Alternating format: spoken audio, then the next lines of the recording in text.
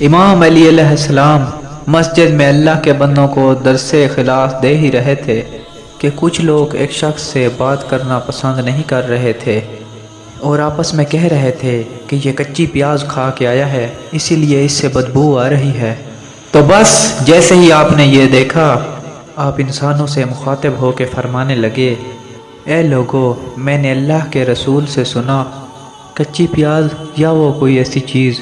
جس سے انسان کے منہ میں بدبو پیدا ہوتی ہے، وہ کھا کر مسجدوں کی طرف نہ آیا کرو،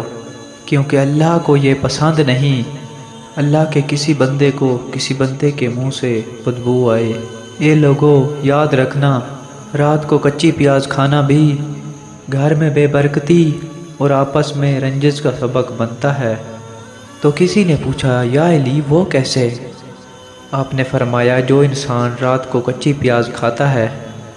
برکت اور رحمت کے فرشتے اس گھر سے دور ہو جاتے ہیں، اس گھر کے لوگ آپس میں لڑنے لگتے ہیں اور محبت ختم ہونے لگتی ہے۔